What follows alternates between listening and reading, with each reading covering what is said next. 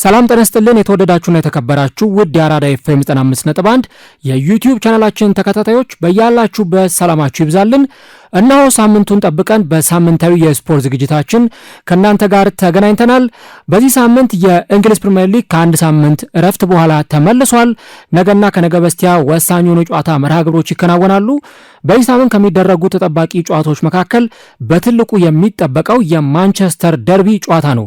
ማንቸስተር ዩናይትድ ከማንቸስተር ሲቲ ነገ ቅዳሜ 9:30 በኦልድ ትራፎርድ ጨዋታቸውን ያከናውናሉ። እዚህ ጨዋታ ላይ ምን አይነት ታክቲካል አቀራረቦች ይጠበቃሉ? ሁለቱ አሰልጣኞችስ የትኞቹን ተጫዋቾች ወደ ሜዳ ያስገባሉ? ከዚህም በተጨማሪ ለማሸነፍ ቀዳሚ ግምት የተሰጠው የትኛው ክለብ ነው? እነዚህንና ሌሎች ጉዳዮችን እያነሳን በዚህ ፕሮግራማችን ላይ ከእናንተ ጋር አብረን ቆይታ እናደርጋለን። እንደዚህ አይነት ዘገባዎችና ፕሮግራሞች እንዲደርሷችሁ የዩቲዩብ ገጹን ሰብስክራይብ በማድረግና የሮል ምልክቷን በመጫን የቻናላችን ቤተሰቦች እንድትሆኑ የአክብሮት ግብዣችን ነው። እንዲሁ ደግሞ ቪዲዮውን በብዛት ላይክ ማድረግ እጅግ በጣም ይጠቅመናል። እናም ሁላችሁም ይህን ፕሮግራም ስትጀምሩ ላይክ በማድረግ መጀመራችሁን አስታውሱ። ተስፋ ወርቅ ሉል ሰገድ አብሬያችሁ ቆይታ አደርጋለሁ። በዚህ ሳምንት እንግዲህ የእንግሊዝ ፕሪሚየር ሊግ ከአንድ ሳምንት እረፍት በኋላ ተመልሷል። ለአንድ ሳምንት ያህል የእንግሊዝ ፕሪሚየር ሊግ ጨዋታ ሲደረግ አልነበረም። እንደምታስታውሱት ባሳለፍነው ሳምንት የኤፍኤ ካፕ የሶስተኛ ዙር ጨዋታዎች ነበረ የተደረጉት። ከዛ ደግሞ አራት ክለቦች ማለትም ኒውካስል፣ ማንቸስተር ሲቲ፣ ቼልሲ እና አርሰናል ደግሞ በሳምንቱ አጋማሽ የካራቦ ካፕ የግማሽ ፍጻሜ ጨዋታቸውን ያከናውኑበት ነበር። የመጀመሪያ ዙር ጨዋታዎች በካራቦ ካፕ ተከናውነዋል። ታዲያ ከአንድ ሳምንት ረፍት በኋላ የማንኩኒያን ደርቢ ወይም ደግሞ የማንቸስተር ደርቢ በሚል መጠሪያ የሚታወቀው የማንቸስተር ዩናይትድ እና የማንቸስተር ሲቲ ጨዋታ በኦልድ ትራፎርድ የሚደረግ ይሆናል ማለት ነው። ጨዋታው ላይ የሚጠበቁ በጣም ትልልቅ አንኳር ጉዳዮች አሉ። እንደምታስታውሱት መስከረም ወር ላይ ሁለቱ ቡድኖች ጨዋታቸውን ሲያከናውኑ ጨዋታው የተጠናቀቀው በማንቸስተር ሲቲ አሸናፊነት ነበረ። ያው የቅርብ ዓመታት ጨዋታቸውን በተመለከተ ማንቸስተር ሲቲ ያለው ከፍተኛ የበላይነት በብዙ ተደጋጋሚ ጨዋታዎች ላይ ሲንጸባረቅ እንደነበረ እናስታውሳለን። ነገር ግን ሁለቱ ቡድኖች ይህንን ጨዋታ ሲያከናውኑ በተለያየ አምቢሽን ወይም ደግሞ በተለያየ ፍላጎት ላይ ሆነው የሚያደርጉትና የተለያየም አቋም ላይ ሆነው የሚያደርጉት ጨዋታ ነው። በእርግጥ ሁለቱ ክለቦች እንዳለመታደል ሆኖ ተከታታይ ጨዋታዎቻቸው ላይ ውጤት እያስመዘገቡ አልነበረም። ማንቸስተር ሲቲ ከሰንደርላንድ ጋር አቻ የወጣበትን ጨዋታ እናስታውሳለን። ከዛ ደግሞ ከቼልሲ ጋር እንደዚሁ ክለቡ አቻ ተለያይቷል። እንዲሁ ደግሞ ከብራይተን ኤንድ ሆቭ አልቢዮን ጋር በተደረገው ጨዋታ ላይ ማንቸስተር ሲቲ በ3 ተከታታይ ጨዋታዎች ላይ ነጥብ ጥሏል። በእርግጥ ኤፍ ኤ ካፕ ላይ ኤክስተር ሲቲን አሸንፈዋል 10-1 በሆነ ውጤት ማለት ነው። እንዲሁ ደግሞ በሳምንቱ አጋማሽም ኒውካስልን ከሜዳቸው ውጭ ገጥመው 2-2 በሆነ ውጤት የካራቦ ካፕ የመጀመሪያ ዙር የግማሽ ፍጻሜ ጨዋታቸውን አሸንፈዋል። ነገር ግን ፕሪሚየር ሊግ ላይ በተከታታይ 3 ጨዋታዎችን ነጥብ መጣል እንደ ማንቸስተር ሲቲ ላለው ቡድን በፍጹም አክሴፕት የሚደረግ ነገር አይደለም። ፔፕ ጓርዲዮላም ይህንን ነገር ይቀበለዋል ተብሎ አይታሰብም። ስለዚህ ቶሎ ወደ ማሸነፍ እንዲመጣ ቶሎ ደግሞ 3 ነጥብ ወደ ማግኘት እንዲመለስ ይጠበቅበታል። ምንም እንኳን ኤፍ ኤ ካፕ ላይ ክለቡ ቢያሸንፍም ኤፍ ኤ ካፕ ላይ የማሸነፍ ውጤትን ይዞ ቢወጣም ካራቦ ካፕ ላይ ቢያሸንፍ፣ ነገር ግን አርሰናል ደግሞ እንደምታውቁት በ6 ነጥብ ልዩነት ፕሪሚየር ሊጉን እየመራ ይገኛል። ስለዚህ አሁን እንዲህ ባለው ጨዋታ ላይ ውጤት ይዞ ካልወጣ በስተቀረ ምናልባት ነገሮቹ አስቸጋሪ ሊሆኑ ይችላሉ። በእርግጥ ለማንቸስተር ሲቲ በተከታታይ ጨዋታ ነጥብ መጣል ብዙም የተለመደ ነገር አይደለም። ማንቸስተር ሲቲ ተከታታይ ጨዋታዎች ላይ ነጥብ ሲጥል የምናስታውሰው በ2009 ይመስለኛል ካልተሳሳትኩኝና ተከታታይ 7 ጨዋታዎች ላይ በዛን ወቅት ላይ ማንቸስተር ሲቲ ነጥብ ጥሎ እንደነበር ይታወሳል። አሁን ወደዛ ነገር ላለመምጣት ነው የግድ እነዚህን ጨዋታዎች ማሸነፍ 3 ነጥቦችን ይዞ መውጣት የሚጠበቅበት። ምክንያቱም አርሰናል አሁን ርቆ መውጣት የጀመረበትን ጊዜ እየተመለከትን እንገኛለን። ያ መሆኑን ተከትሎ አርሰናል እንዳይረቃቸው ለማድረግ ማንቸስተር ሲቲ ይህንን ጨዋታ ማሸነፍ ይጠበቅበታል። በአንጻሩ በማንቸስተር ዩናይትድ በኩል ካነሳን እንግዲህ ዩናይትድ ሩበን አሞሪምን ጃንዋሪ 5 ወይም በፈረንጆቹ ጥር 5 ካሰናበተ በኋላ ዳረን ፍሌቸርን ነው ወደዚህ ቡድን በዋና አሰልጣኝነት ያመጣው። ነገር ግን ዳረን ፍሌቸር 2 ጨዋታዎችን አከናውኖ በሁለቱም ማሸነፍ አልቻለም። በኤፍ ኤ ካፑ በብራይተን ተሸንፈው ከውድድሩ ተሰናብቷል። ከበርንሌ ጋር በተደረገው የፕሪሚየር ሊግ ጨዋታ ደግሞ 2-2 በሆነ አቻ ውጤት ተለያይቷል። አሁን ማይክል ካሪክ ነው ይህንን ቡድን በዋና አሰልጣኝነት የተረከበው። በዋና አሰልጣኝነት ብለን ስንል ግን ጊዜያዊ ዋና አሰልጣኝ ነው የሚቆየው እስከ ውድድር ዓመቱ መጨረሻ ድረስ ነው። ከዛ በኋላ እንግዲህ ማንቸስተር ዩናይትድ ሌላ አዲስ አሰልጣኝ ይሾማል ተብሎ ይጠበቃል በቋሚነት። ካሪክ ጥሩ አሰልጣኝ እንደሆነ እናውቃለን ሁላችንም። በተለይ በሻምፒዮንሺፕ ሚድልስብራን በሚያሰለጥንበት ጊዜ ክለቡን ወደ ፕሪሚየር ሊግ ለማምጣት በተለይ ቶፕ 6 ውስጥ ለማጠናቀቅና ወደ ፕሌይኦፍ ለማምራት በጣም የተቃረበባቸው ሲዝኖች እንደነበሩ እናስታውሳለን እና ካሪክ ጥሩ ኳስን ይዞ መጫወት የሚችል ቡድንን የሚመሰርት ከማጥቃት ጋር ተያይዞ አስገራሚ አጫዋወትን ሜዳ ላይ የሚተገብር አሰልጣኝ እንደሆነ ይታወቃል እና ዩናይትዶችም ይህንን አሰልጣኝ ሲመርጡ ከዚሁ አጫዋወቱ ጋር እንደሆነ ያነሳሉ። ነገር ግን የቅርብ ጨዋታዎች ደግሞ የማንቸስተር ዩናይትድ ጥሩ የሚባሉ አይደሉም። ማንቸስተር ዩናይትድ በቅርብ ባደረጋቸው የፕሪሚየር ሊግ ጨዋታዎች ላይ ኒውካስልን ብቻ ነው ማሸነፍ የቻለው 1-0 በሆነ ውጤት በቦክሲንግ ዴይ ያንን ጨዋታ ሲያሸንፉ እናስታውሳለን። ከዛ በስተቀር ግን ባደረጓቸው ጨዋታዎች ላይ ውጤት ይዘው ለመውጣት በጣም የተቸገሩባቸውን ጨዋታዎች ተመልክተናል። ደግሞ በጣም የሚገርመው ማንቸስተር ዩናይትድ 3 ነጥብ ይዞ ይወጣል በተባለባቸው ጨዋታዎች ላይ ነው ማንቸስተር ዩናይትድ ነጥብ ሲጥል የነበረው። ለምሳሌ ከወልቭስ ጋር ማንቸስተር ዩናይትድ አቻ ተለያይቷል። ወልቭስ ዘንድሮ ጥሩ ጊዜን እያሳለፈ አይደለም። የመውረዱ ነገር ሚራክል ካልሆነ በስተቀረ እንደማይቀር ግልጽ ነው እና ማንቸስተር ዩናይትድ ከወልቭስ ጋር ተጫውቶ ነጥብ ጥሏል። 3 ነጥብ ይዞ ይወጣል በተባለበት ጨዋታ ላይ። ብቻም አይደለም ከዛ ቀጥሎም እንደዚሁ በተደረገው ጨዋታ ማንቸስተር ዩናይትድ ነጥብ ሲጥል ተመልክተናል። የሊድስ ዩናይትዱ ጨዋታ የአሰልጣኙ ሩበን አሞሪም ስንብት የተሰማበት ምንም እንኳን በቀጣዩ ቀን ላይ ቢሆንም ሩበን አሞሪም የተሰናበተው የሩበን አሞሪም የመጨረሻ ጨዋታ ነው። በእርግጥ ሊድስ ዩናይትድ በቅርብ ጨዋታዎች ላይ የመሻሻል አንዳንድ ጨዋታዎቹን አሳይቷል። ዳንኤል ፋርከ አንዳንድ የታክቲክ ለውጦችን በማድረግ አንዳንድ ነገሮችን ሺፍት በማድረግ ቡድኑን እንዲሻሻል የማድረግ ውጤታማነትን እያስመዘገቡ ይገኛሉ ከነ ዶሚኒክ ካልቨርት ሌዊን ጋር። ግን እንደዛም ቢሆን የማንቸስተር ዩናይትድ የዛን ቀን አጨዋወት ለማሸነፍም ብቁ የሚያደርገው አልነበረም እና በሊድስ ዩናይትድም ነጥብ ጣለ። ቀጥሎ ደግሞ ከበርንሌ ጋር ነው የተጫወተው። በርንሌይም ጥሩ ሲዝንን እያሳለፈ አይደለም። ልክ እንደ ወልቭስ ሁሉ መውረዱ የሚቀር አይነት ቡድን አይደለም እና 3 ላለመውረድ የሚጫወቱ ክለቦችን ማንቸስተር ዩናይትድ ገጥሞ ማግኘት ከሚገባው ማሳካት ከሚገቡት 9 ነጥቦች 3ቱን ብቻ ነው ያሳካው። 6 ነጥቦችን ድሮፕ አድርጓል እና አሁን ማንቸስተር ዩናይትድ አለ ብለን የምናስብበት ቦታም ጥሩ የሚባል አይደለም። ከቶፕ 4 ወጥቷል፣ ከቶፕ 5 ወጥቷል። አሁን ማንቸስተር ዩናይትድ ወደዚህ ቦታ ለመመለስ የግድ ይህንን ጨዋታ ማሸነፍ ይጠበቅበታል። ስለዚህ ከማንቸስተር ዩናይትድ ጋር እንዲህ አይነቶቹን ነገሮች ማንሳት በጣም አስፈላጊ ይሆናል። በእርግጥ ካሪክ ከዚህ ቀደም ማንቸስተር ዩናይትድን አሰልጥኖ ያውቃል። ለ3 ጨዋታዎችን ቢሆን በጊዜያዊነት ማንቸስተር ዩናይትድን መርቷል። 2ቱን ሲያሸንፍ አንዱን ደግሞ በአቻ ውጤት ነው ያጠናቀቀው። ግን ደግሞ ከባባድ ጨዋታዎችን ነው አሰልጣኙ ማንቸስተር ዩናይትድን ይዞ የሚያከናውነው። ነገ በጣም ትልቅ የሆነውን ጨዋታ ቅዳሜ በምሳ ሰዓት በማንቸስተር ደርቢ ከማንቸስተር ሲቲ ጋር የሚያደርግ ይሆናል። ከዛ ቀጥሎ ደግሞ በሚቀጥለው ሳምንት ከሊጉ መሪ አርሰናል ጋር ወደ ኤምሬትስ በማቅናት እንደገና ሌላኛውን ትልቁን ወሳኙን የጨዋታ መርሃ ግብር አርሰናል ጋር የሚጫወት ይሆናል። ከዛ ቀጥሎ ከፉላም ጋር የሚጫወት ይሆናል። ፉላምን ከገጠመ በኋላ ደግሞ ከቶተናም ጋር ይጫወታል እና እነዚህ 4 ጨዋታዎች በጣም ትልልቅ እና ደግሞ ከባባድም ጨዋታዎች ነው ማንቸስተር ዩናይትድ የሚያከናውነው እና ለካሪክ በጣም ሪል የሆነ ፈተናን የሚጋፈጥባቸው 3 ጨዋታዎችን እንመለከታለን ማለት ነው። በእርግጥ ጥሩ ነገሩ ምንድን ነው? ከነዚህ 4 ጨዋታዎች 3ቱን የሚያከናውነው በሜዳው ነው።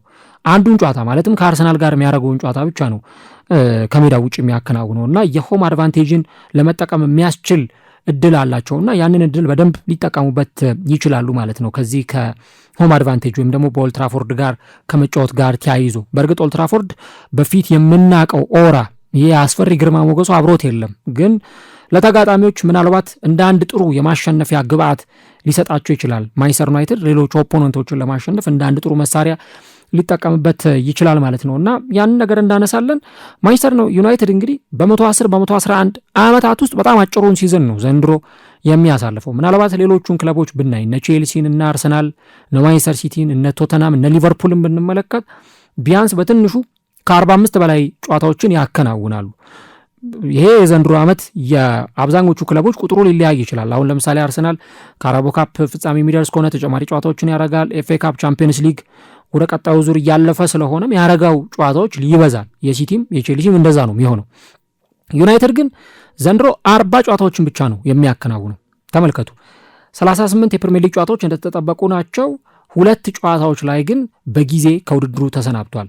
ኤፍኤ ካፕ 1 ጨዋታ አደረገ፣ እሱንም በብራይተን ተሸንፈው ከውድድሩ ተሰናበተ።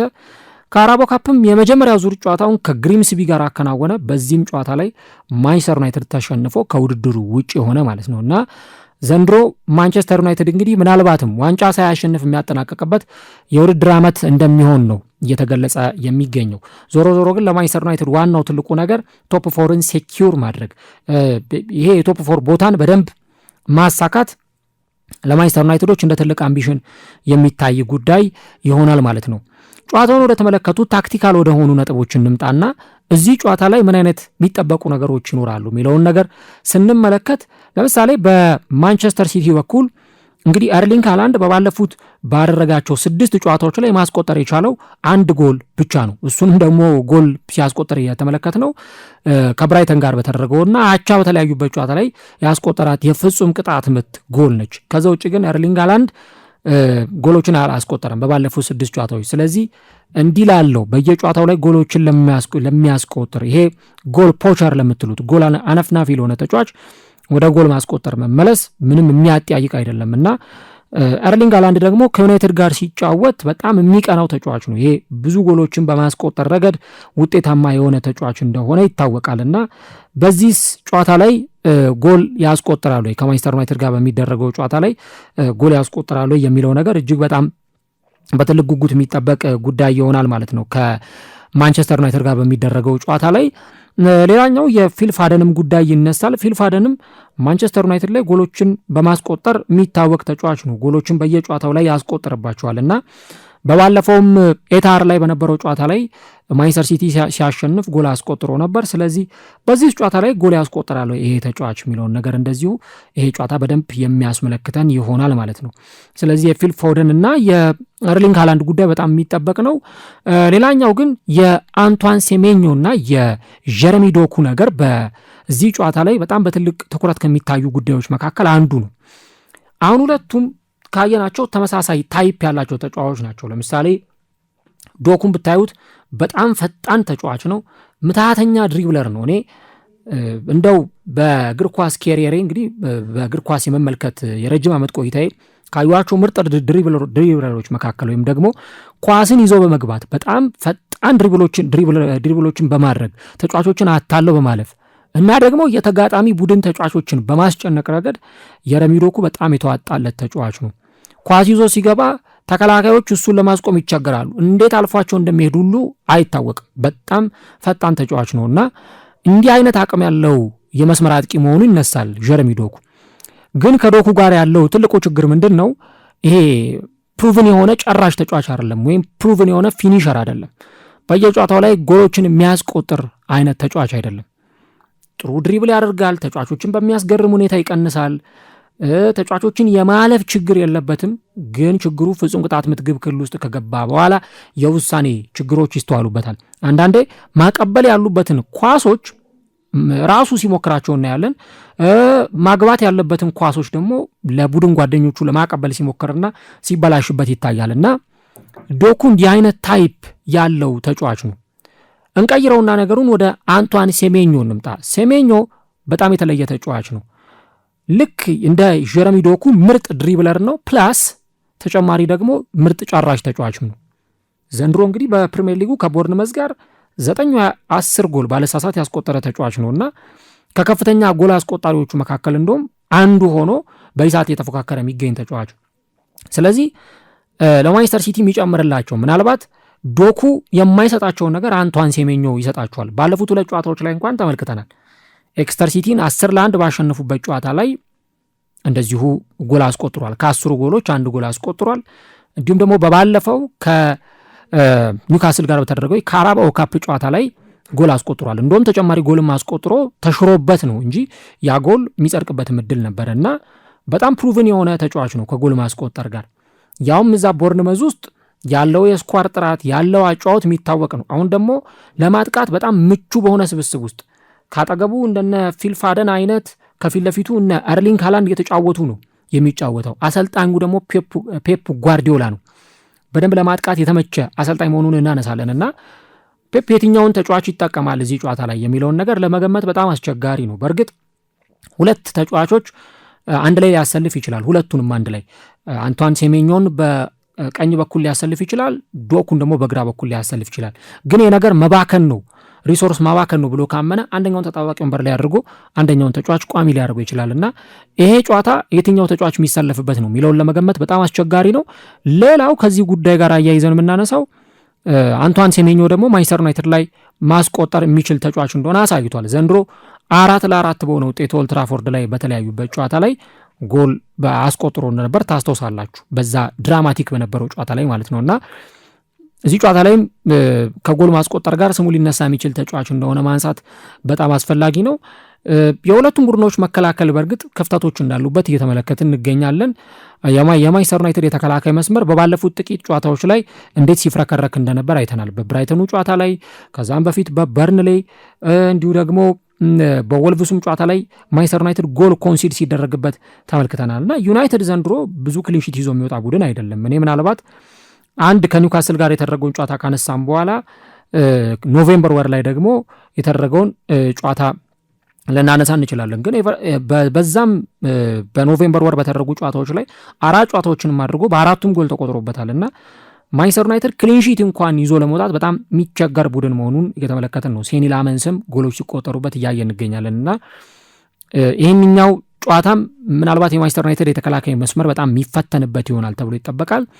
የማንቸስተር ሲቲም የተከላካይ መስመር በተመለከተ ዲያዝ ተጎድቷል፣ ግቫርዲዮል ተጎድቷል እና የሆኑ ኦፕሽኖችን ለመጠቀም እየሞከሩ ነው። ምናልባት የሆነ አይነት ኬሚስትሪ ለማምጣት እየተሞከረ ነው። ኩሳኖቭን ለማጫወት እየሞከረ ነው ፔፕ ጓርዲዮላ። ግን ደግሞ እንደነ ዲያዝ አይነት ሶሊድ የሆነ መከላከል ላይኖር ይችላል እና በሁለቱም ቡድኖች በኩል መጠቃቃት ያለበት ጎሎችን የምናይበት ጨዋታ ሊሆን ይችላል። የመጀመሪያው ዙር ጨዋታ ሲደረግ ካስታወሳችሁ ማንቸስተር ሲቲ ያንን ጨዋታ ሲያሸንፍ 3-0 በሆነ ውጤት በጣም የሚገርም ስታት ነበረ። አንዱ ቡድን 13 አንዱ ቡድን 12 ሙከራዎችን የሞከሩበት ኤክስፔክትድ ጎላቸው በጣም ተቀራራቢ ነበር። ኢቭን በኳስ ቁጥጥር ነው ማንቸስተር ዩናይትድ ሁሉ ይበልጥ ነበረ እና ግን ጨዋታው ላይ ደግሞ ማንቸስተር ሲቲ የበለጠ ክሊኒካል ስለነበር ያንን ጨዋታ አሸንፎ ወጥቷል እና ይህም ጨዋታ ተቀራራቢ የሆነ ፐርፎርማንስ ሜዳ ላይ የምናይበት ሊሆን ይችላል ተብሎ ይጠበቃል። ራያን ቸርኪን በዚሁ አያይዘን እናነሳለን። በቅርብ በሚደረጉ ጨዋታዎች ላይ የጎል ኢንቮልቭመንቱ በጣም እየበዛ ያለ ተጫዋች ነው። አሲስቶችን ያደርጋል፣ ጎሎችን ያለምንም ችግር ነው እያስቆጠረ የሚገኘው እና ይህ ተጫዋች አሁንም ለማንቸስተር ዩናይትድ ፈተና ሆኖ እዚህ ጨዋታ ላይ ልንመለከተው እንደምንችል ነው በርካቶች እየተናገሩ የሚገኙት። በማንቸስተር ዩናይትድ በኩል ብሩኖ ፈርናንዴዝ እንግዲህ ከጉዳት ከተመለሰ በኋላ በባለፈው ለቤንያሚን ሼሽኮ ጎሎች አሲስት አድርጎለት የነበረ ተጫዋች ነው እና ወደ ሜዳ የዚህ ተጫዋች መመለስ በጣም ጥሩ ነው። የዩናይትድን ክሬቲቪቲ በጣም በትልቅ ረገድ እንዲሻሻል የሚያደርግ ተጫዋች ነው እና እሱ ባልነበረባቸው ጨዋታዎች ላይ ዩናይትድ በጣም ሰፈር ሲያደርግ ሲቸገር እንደነበረ ስናይ ነበረ እና አሁን ግን የዚህ ተጫዋች ወደ ሜዳ መመለስ በተለይ ለነ ሼሽኮ አይነት ተጫዋቾች በደንብ ብዙ ዴሊቨር የሚያደርግላቸው ነገሮች እንዳሉ ይጠበቃል። ሌላው አማድና ብሪያን ኡምቡሞ ወደ ሜዳ መመለሳቸው ለማንቸስተር ዩናይትድ በጣም ትልቅ ዜና ነው። ሁለቱም እንደምታውቁት በአፍሪካ ዋንጫው ምክንያት ኮት ዲቯርና ካምሩን እስከ ሩብ ፍጻሜ ድረስ ተጉዘዋል በአፍሪካ ዋንጫው። እናም ሁለቱም ተጫዋቾች ከብሔራዊ ቡድኖቻቸው ጋር አብረው ቆይታ አድርገው ነበር እና እነሱ ባልነበሩባቸው ጨዋታዎች እነዚህ ተጫዋቾች በሌሉባቸው ጊዜያት ዩናይትድ ያሸነፈው አንድ ጨዋታ ብቻ ነው። ሁለቱ ተጫዋቾች አፍሪካ ዋንጫው ላይ በነበሩበት ጊዜ እንዳነሳሁት ቅድም በኒውካስልም ብቻ ነው ማሸነፍ የቻሉት እንጂ በአስተን ቪላ ተሸንፈዋል፣ በብራይተን ተሸንፈዋል፣ ከበርንሌ ከሊድስና ከወልቭስ ጋር አቻ ተለያይተዋል። ስለዚህ የእነዚህ ተጫዋቾች መኖር በጣም በጣም አስፈላጊ ነው። የአማድም የብሪያን ኡምቡሞ መኖርና ለአሰልጣኝ ማይክል ካሪክ እጅግ በጣም አስፈላጊ ነው። የእነዚህ ተጫዋቾች ወደ ሜዳ መግባት በጣም በጣም ትልቅ ግምት የሚሰጠው ጨዋታ እንዲያከናውኑ እድል የሚሰጣቸው ነው የሚሆነው ማለት ነው። ጨዋታው ላይ እንግዲህ ኦፕታ ሱፐር ኮምፒውተር የማሸነፍ ቅድመ ግምቱን የሰጠው ለማንቸስተር ሲቲ ነው። 50.6% የሚሆነውን የማሸነፍ ቅድመ ግምት ለፔፕ ጓርዲዮላው ማንቸስተር ሲቲ ሰጥቷል። በአንጻሩ ለማንቸስተር ዩናይትድ የማሸነፍ የተሰጠው ግምት በጣም ዝቅተኛ እንደሆነ ተመልክተናል እና ስለዚህ እንግዲህ ቀጣዮቹን ጊዜያት ኦልሞስት 20% ነው የማሸነፍ ግምት ለማንቸስተር ዩናይትድ የተሰጠው። ግን ያው ደርቢ ስለሆነ የሚፈጠረውን ነገር አብረን እንመለከታለን። ጨዋታው ግን የክብደት መጠኑ ከደርቢነቱን ባለፈ በጣም ከፍተኛ እንደሚሆን ይጠበቃል። ምክንያቱም ማንቸስተር ሲቲ 3 ተከታታይ ጨዋታዎች ላይ ነጥብ ጥሏል ብያቸዋለሁ ቅድም። በ6 ነጥቦች ከአርሰናል ርቆ ተቀምጧል። ስለዚህ አሁን አርሰናል ጭራሽ ጨዋታዎችን እያሸነፈ ከሲቲ ለመራቅ ነው የሚፈልገው። ባለፈው እንደውም ከሊቨርፑል ጋር አቻ በመለያየቱ ምክንያት ነው እንጂ ጭራሽ የነጥብ ልዩነቱም ወደ 8 ከፍ ሲል ልንመለከተው እንችል ነበር እና ያ እንዳይሆን የግድ ማንቸስተር ሲቲ አርሰናልን ለመያዝ አርሰናልን ከስሩ እንዳይጠፋ ለማድረግ የአርሰናል ነጥብ መጣልን ይጠብቃል። ያ እንዳለ ሆኖ ግን መጀመሪያ የራሱን የቤት ስራ መወጣት ይጠበቅበታል እና ማንቸስተር ሲቲ ይህንን ጨዋታ ማሸነፍ የግድ የሚጠበቅበት የጨዋታ መርሃ ግብር ነው። ምናልባት በዚህ ጨዋታ ላይ ሲቲ ነጥብ የሚጥል ወይ አቻ የሚወጣ ከሆነ በፍጹም አክሴፕት የሚያደርጉት ውጤት አይሆንም። አርሰናል ደግሞ ነገ ኖቲንጋምን ሲያሸንፍ የነጥብ ልዩነቱ ጭራሽ ወደ 9 ከፍ ሊል ነው ማለት ነው።